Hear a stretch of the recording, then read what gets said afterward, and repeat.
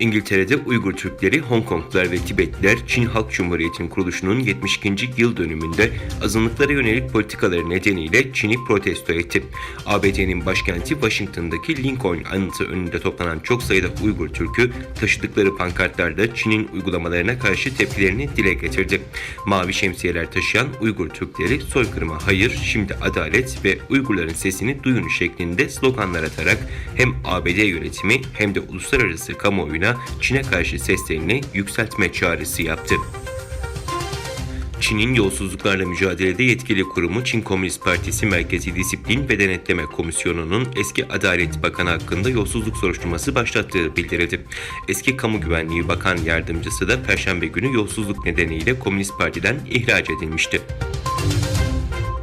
Tunus'ta üniversitede öğretim görevlisi olan jeolog Necla Buden Ramazan, ülkenin ilk kadın başbakanı olarak atandı.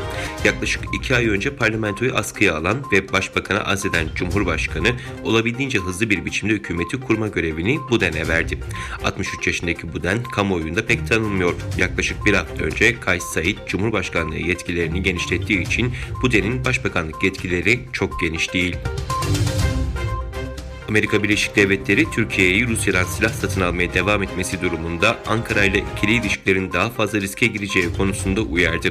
Dışişleri Bakan Yardımcısı, Türkiye'yi her düzeyde ve her fırsatta S-400 sistemini elinde tutmamaya ve ilave Rus askeri teçhizat satın almaktan kaçınmaya çağırdık, dedi.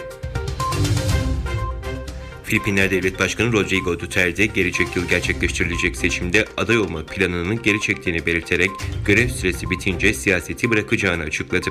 Başkanlık için iddialı adaylar arasında Duterte'nin kızı Sara da bulunuyor. Duterte'nin çekilmesiyle kızı Sara'nın önünün açıldığı yorumları yapılıyor.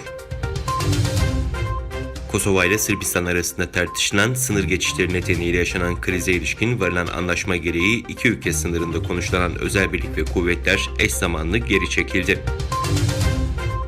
Ekvador'un Gurugedial kentindeki cezaevinde çıkan şiddet olaylarında en az 116 kişi hayatını kaybetti, en az 80 kişinin ise yaralandığı bildirildi.